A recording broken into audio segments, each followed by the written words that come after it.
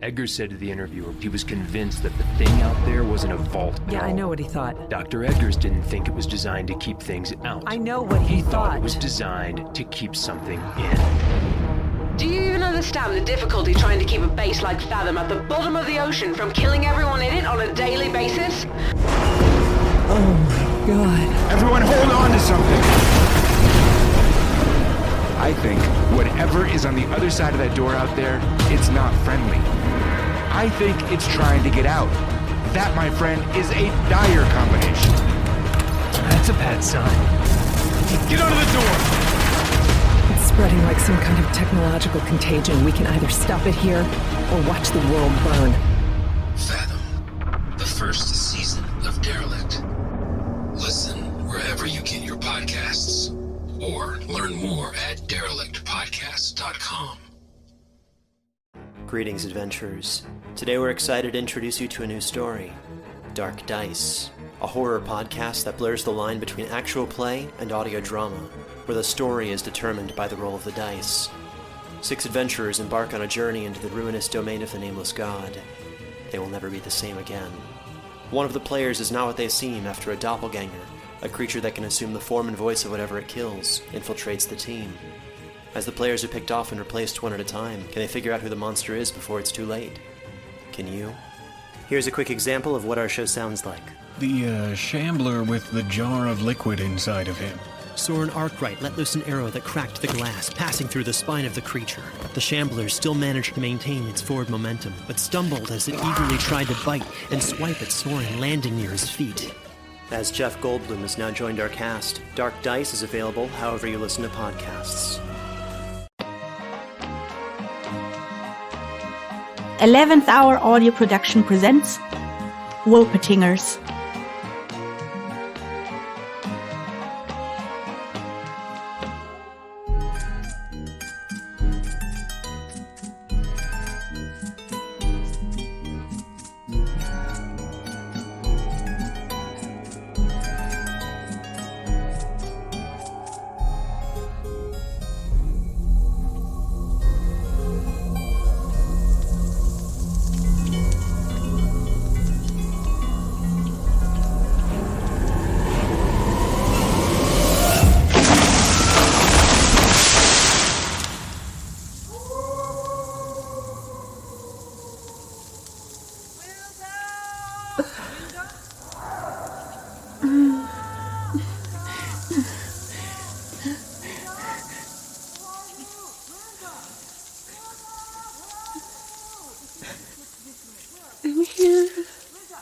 One wrong step, and it could have all been over for me, right there. I breathed deeply. It hurt, but I greeted the pain eagerly as air flooded into my lungs like a storm, like a gale. Gale. I couldn't give up yet. Over here? I tried to get up, tried to answer Riley's call, but I couldn't. A jolting pain struck through my right leg and hip. I closed my eyes for what seemed but a moment, hoping the pain would cease, hoping that Riley would find me, hoping that the next time I opened my eyes again, she would be there.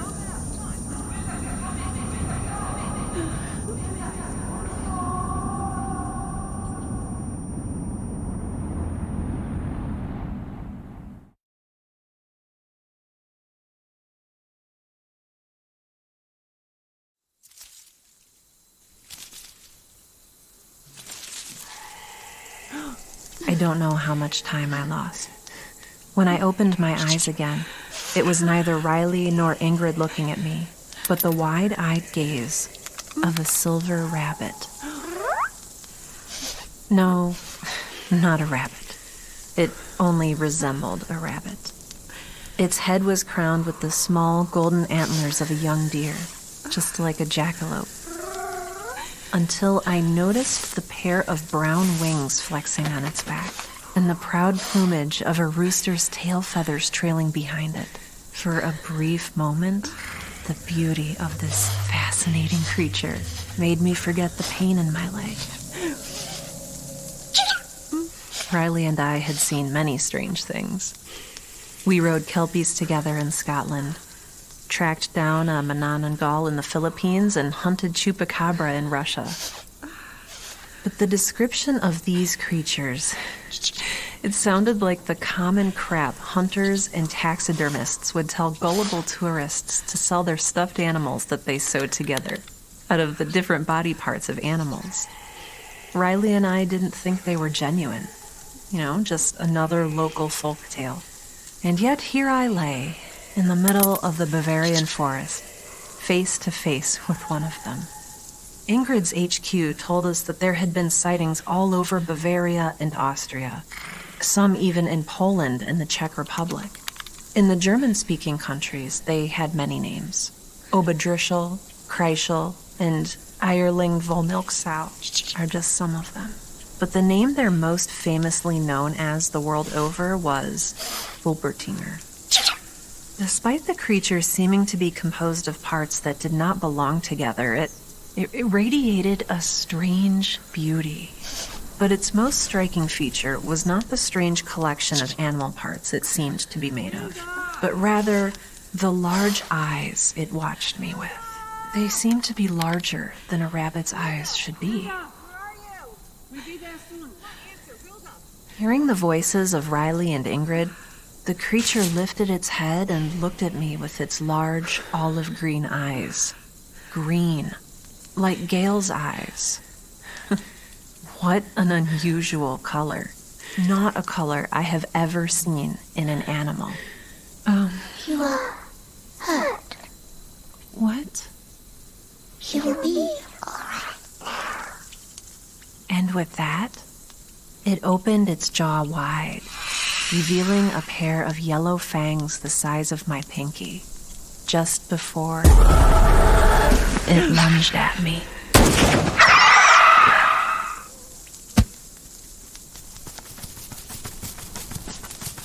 Wylda! Riley? Wylda, are you all right? Riley. Oh, good. You're conscious. Are you hurt? Anything broken? My leg, I think. Right, let me see. Hey, Wylda, I want you to tell me where you hurt. All right? Everywhere. Shit, this is bad. Well, there's no blood. That's good, right? Not that. You shouldn't have shot that thing. If I'd been any closer, I would have kicked it out of the way. Now, can we please focus on... Yes, all right. Wylda. Can you handle her? What does it look like I'm doing? All right. I'll call HQ. We need a rescue helicopter. Just do it. Yes. Centrala, Wylda, this is Ingrid. Does this hurt? Barely. This Shit. is Ingrid. Out with the hunters. How's the... We had an accident and Looks like this one's broken. You don't say. Please come in. Scheiße! I can't get a signal. Stop cursing and help me. Verdammt. I think we need to set the leg before we carry her off. Carry her off? No. We can't move her. I can't get hold of HQ. No signal. Shouldn't those radio units be more reliable? Should be, yes. I don't know what's wrong. Our safest bet is to carry her down a ways and see if we can get a better signal. Do you know how to set those?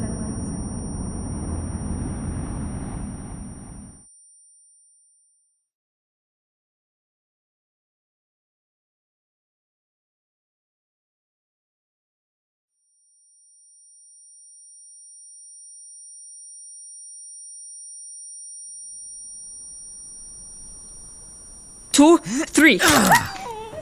Shit. She's awake. Well, it's that now.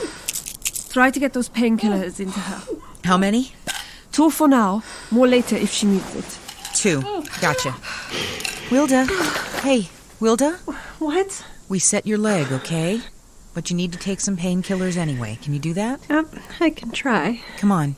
Do it for Gail, okay? Gail would spit these right back in your face. Yup. But you won't. You'll take them, all right? Mm-hmm. Here, I'll pour you some water. You're doing fine.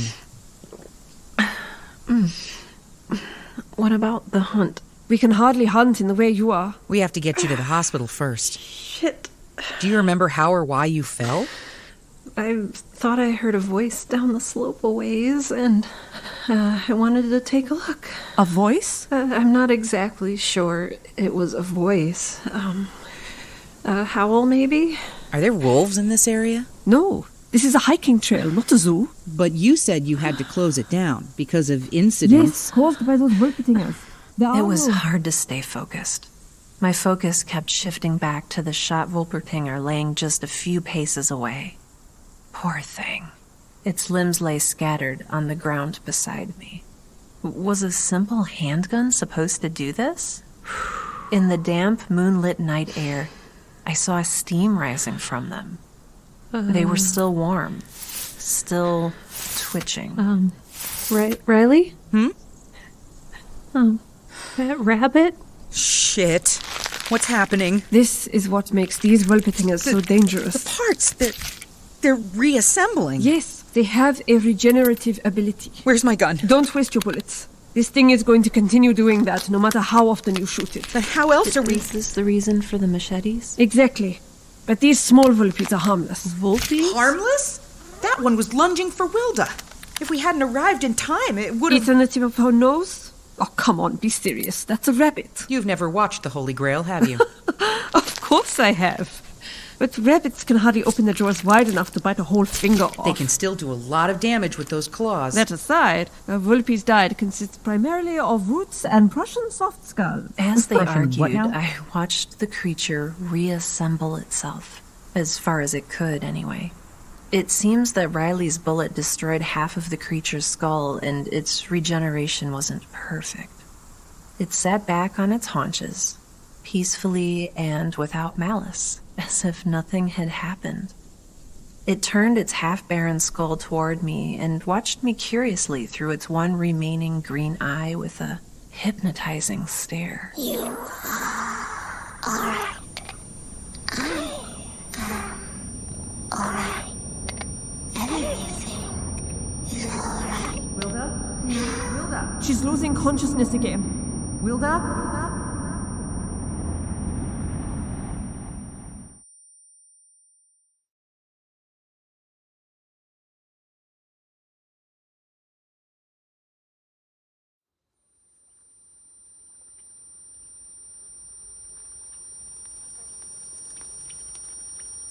When I came to again, we were on the move.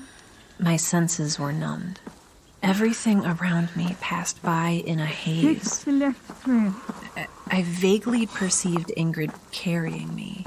You know this trail much better than me. Why am I the one going on ahead? Because you're better trained with weapons. I'm just a tour guide. The sound around me was muffled. Due to the painkiller or the blanket they had wrapped me in, I don't know. Riley was walking ahead, I think. Though while I tried, I couldn't bring my gaze to lift from the green-eyed Wolpertinger trailing beside us. I closed my eyes again, just for a moment. When I opened them again, more Wolpertingers had joined us, each one a patchwork of different animals. There was a ferret with a fish's tail, and a fox with duck's feet. There was a small fawn with the spines of a hedgehog running along its slender neck. Some of them had body parts at various stages of decay. Others only had bones for limbs, overgrown with moss. Riley took no action against them, as they apparently took none against us. I really don't feel safe with all these critters around. As I said, they're harmless. As long as they stay docile anyway. And how do I tell when they're about to turn not docile? There's no telling. Yeah. Why did we end up here, out of all people? Your HQ should have hired a couple of real hunters for this. According to an old superstition, Wolpies can only be found by beautiful young women at a full moon night such as this. Then you certainly picked the wrong women for the job. Well, I think Wylda at least fits the criteria. Aren't you supposed to say something nice about me, too? Well, that would be a blatant lie, and a waste of both of our times. German efficiency. All right, well, this is probably why Wylda was the first to be sought out by those things. In all seriousness, though, HQ called you because we heard of your successes at finding and taking care of supernatural beings. But we were called in to take care of their mother, right? Correct. Or at least assess her once we find her. See if you're capable of taking her on. If we come out of it alive. She's become rather slow and sluggish in recent years. Even carrying Wylda, we should be able to outrun her, should we come across her. If she's so slow, then you could have taken care of her yourselves. I think I need to take a break. How much further back to civilization? At this pace, possibly 3 hours. 3? We have to get Wylda to a hospital as quickly as possible. I know, but I can't keep this up for 3 hours. Oh. Okay, fine. But just a short one. Thanks. That's all I need. Shit. These things are making me nervous. Just ignore them. They won't harm you. I know. But tell me more about this mother creature. If she's so slow, couldn't you have taken care of her yourselves? We tried, but she seems to avoid us when we go out to look for her specifically. Wylda and I don't usually seek these creatures to slay them, you know? Unless they're a threat. The mother certainly is. Maybe. But we don't seek out these creatures with the intent to kill them, if we don't have to. That's not who we are. Some of these creatures might very well be the last, or even the only of their kind. All the more reason not to harm these ones, don't you think? These are different. These can just reassemble themselves. Can I ask you something? Why do you offer this kind of service in the first place? Why offer to seek out creatures of folklore, if not to capture them, or even free those plagued by these beings of them? We just want to find them. See if they exist. If there's anything to their folklore. And you seem to be particularly successful in what you do. Wylda has this magnetic effect on them. We don't know why, but ever since we were children, they've haunted her. Even as we grew older, she never lost the thrall she has on some of them. Most of them were peaceful, some were not. As her friend, it was my duty to keep her safe. And that is how you two started this line of business? Precisely.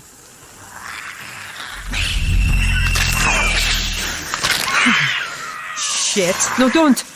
Don't hurt them. You said they're good as long as they stay docile. Does them killing each other seem docile to you? Instincts.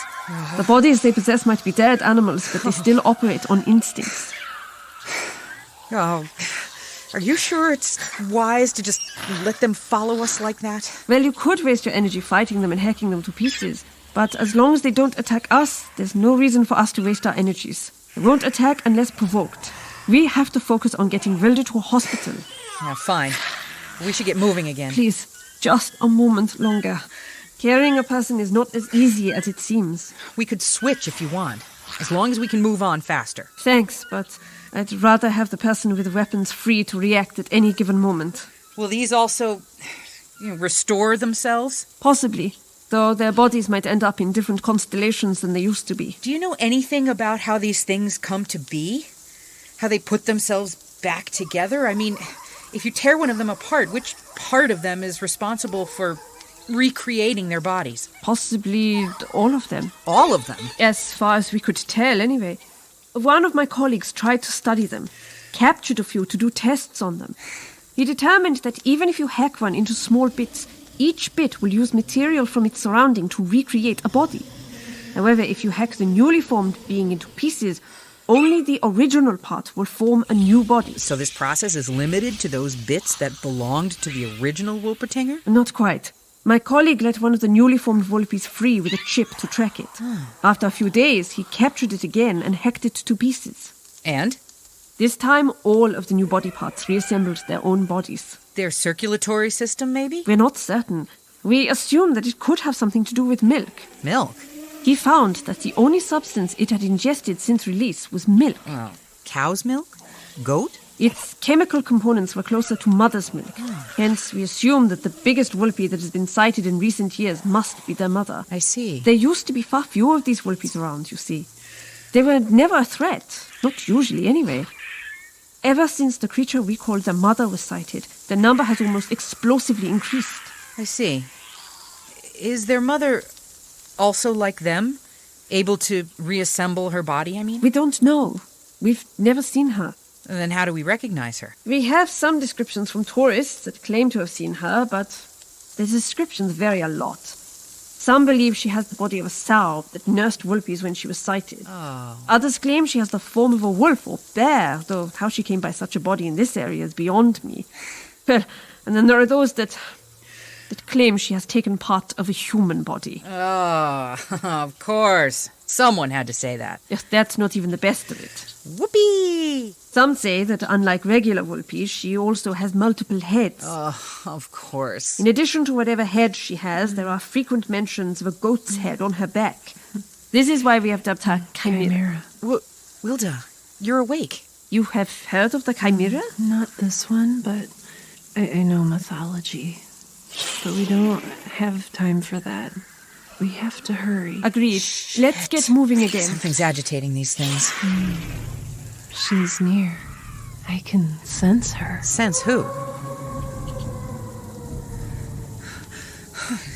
Shit. Was that her? That was the howl I heard earlier. She's coming our way. How do you... Shit. What are they doing? They're fleeing. That's it.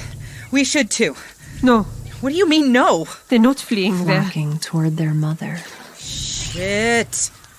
The Chimera came crashing through the underbrush on two muscular legs. Wolf legs? Goat? I couldn't tell. After hearing Ingrid's descriptions, I didn't know what to expect her to look like, but this certainly was not it. The best I could describe her as was a mixture of a minotaur, werewolf, and Baphomet. Bipedal, feral, tall. Unnaturally tall for the animal parts she seemed to be made of. And immensely strong. One sweep of her large paw like hand was enough to break the underbrush that stood in her path. Oh, God! Ingrid, get up. I didn't think We have to run. Ingrid! She's huge! Pull yourself together. Oh, God! You said she isn't very fast. I need you to take Wylda and get out of here. No, I won't leave you behind. Shut up, Wylda. You don't get a say in any of this. Oh, God! Ingrid! Oh, God! Ingrid! Shit! Ingrid! Riley, give me the gun and go with her. Shut up! We're in this together. Riley, that doesn't do anything. I see that. Shit. On second thought, you take this. What about... Still got a machete. Try to drag yourself as far as you can. Only use the gun when you need to. I'll keep it distracted. You know how useless that is. She'll just come after me like all of the other creatures. What else am I supposed to do with you in this situation, Wylda? If you could still walk, maybe... Shit! It speaks. No. Riley! Riley! No. Stay away! What?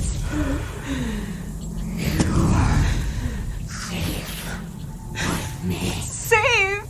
You just knocked Riley out! You are safe with me. You will be well. You are not. You are hurt. I will help you. No, don't come closer! I will help you. As my bullets went through her large, almost human-like paw without any effect, I decided to resort to cowardice. I tossed the gun aside and scrambled out of her reach, as best as I could in my state anyway. It will all be over quickly. Hold still. Needless to say, that was a plan doomed to fail from its outset. No! Born of pure desperation. Scurrying, I looked over my shoulder. I saw her paw inching closer as time seemed to slow down. In the spaces between her outstretched fingers, I saw something lay in front of the Chimera's feet, milk from her lactating teeth spilling over it. Was it Riley? Riley! Oh, gods, was she going to turn Riley into one of them? I couldn't tell, couldn't see clearly. Then her entire paw filled my vision as she reached for me, for my splintered leg. I felt her furry hands wrap around my thigh, firm, yet almost gently, while her other wrapped around my waist. I braced myself for what she was about to do next. A jolt of pain pierced through my body as I felt her jerk my leg from its socket. Before the full force of the pain could reach my nervous system, I gave in to the benevolent embrace of unconsciousness.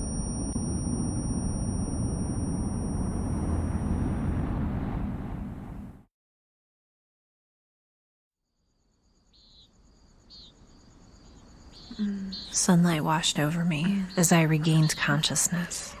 I opened my eyes. It was early morning. Birds were chirping, crickets were singing. How was I still alive? My limbs stiff from exhaustion and a night spent motionless on hard soil. I noticed that the pain in my leg was gone. Had I just dreamt all that? I looked around, trying to get a sense of where I was. I lay in a clearing, spread across a patch of dew-wet moss covering the roots of an old and gnarly walnut tree. Looking up its trunk, I saw a squirrel. It watched me with curious eyes. Normal, black squirrel eyes. I sighed in relief. The squirrel flicked its tail at me, and then spread its jaybird's wings and glided across the clearing to the next tree. Oh, no. A Wolpertinger. No. I watched its flight before my eyes were drawn to a dark silhouette in the grass, laying just a few paces beside me. Riley. It was Riley. Oh, Riley. Riley, wake up. She was unconscious but breathing. Riley. At least we were both alive. I couldn't imagine what would have become of Gail if something had happened to either of us. But then, if this wasn't just a dream... I sat up in terror, frightened of what I would find instead of my leg. But before I had a chance to examine what had become of my body, I saw another dark figure lay at the end of my feet. Crumbled up in a heap of dark gray fur, wet with dewdrops and congealed blood, was the figure of the Chimera. Is she dead? One of her legs was gone. Her right leg. I swallowed hard and looked down on myself. No. The Chimera's leg was conjoined to my hip, milk still oozing out from the wound. No. I scrambled backwards, trying to get away from my own leg. So futile. Then, I noticed the squealing protest of two Wolpertingers clinging to me, sucking milk from my 6 teeth.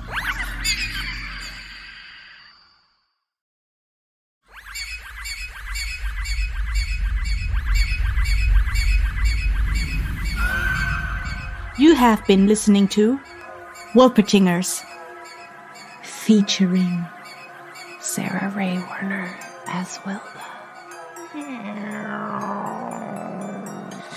Heather Spiegel-Auden as Raleigh. Erika Sanderson as Ingrid. Beth Crane as the Wolpertinger. Ele Matelan as the Chimera.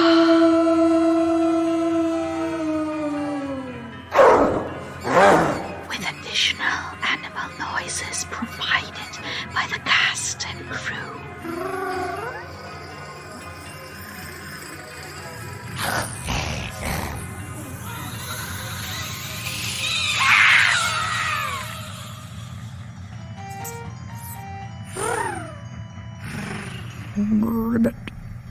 Initial dialogue editing by Tanya Milojevic. Sound design and mixed by Sarah Buchynski. Music by Katharine Seaton. Directed by Sarah Golden. Squirrel Fop. written by Kessi Riliniki.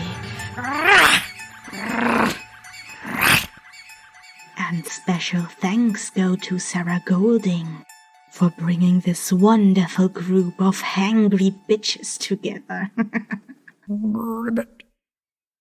He'll be Talmor, Shishin Marachi. Talmor is my home. My family have worked the land for generations. My gran says the island does not belong to us, but we belong to the island. And we must be ready, for a great evil is coming, and death follows with it. Listen and subscribe to the latest season of Undertow, The Harrowing, a Storyglass production presented by Realm, available wherever you get your podcasts. Hi, I'm Jennifer, a founder of the Go Kid Go network. At Go Kid Go, putting kids first is at the heart of every show that we produce. That's why we're so excited to introduce a brand new show to our network called The Search for the Silver Lining, a fantasy adventure series about a spirited young girl named Isla who time travels to the mythical land of Camelot. Look for The Search for the Silver Lining on Spotify, Apple, or wherever you get your podcasts.